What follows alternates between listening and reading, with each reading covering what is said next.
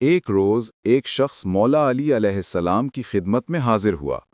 اس نے مؤدبانہ انداز میں سوال کیا، یا علی، دنیا میں سب سے تیز نظر رکھنے والا کون ہے؟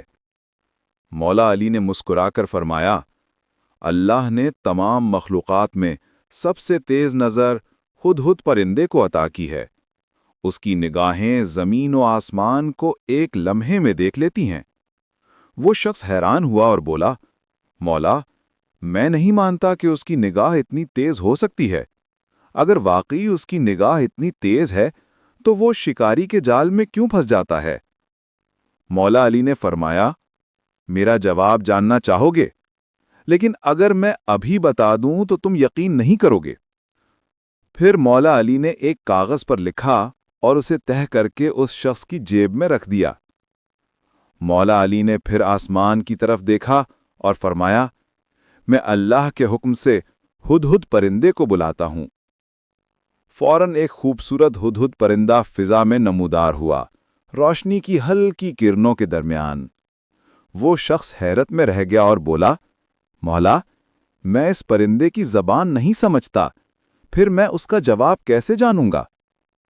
مولا علی نے مسکرا کر فرمایا، میرے حکم سے یہ پرندہ انسانی زبان میں تم سے بات کرے گا۔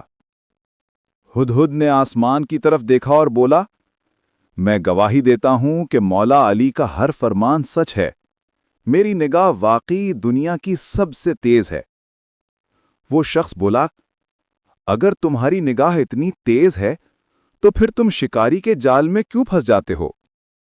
ہدہد نے خاموشی سے جواب دیا، جب موت کا وقت قریب آتا ہے تو آنکھیں اندھی ہو جاتی ہیں۔ یہ کہہ کر ہدہد فضا میں غائب ہو گیا۔ مولا علی نے فرمایا، اب وہ پرچی نکالو جو میں نے تمہاری جیب میں رکھی تھی۔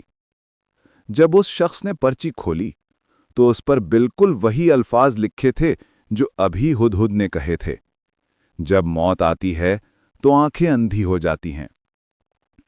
وہ شخص کانپ اٹھا، آنکھوں میں آنسو آ گئے اور مولا علی کے قدموں میں گر کر بولا، مولا، آپ ہی علم و حکمت کے سمندر ہیں۔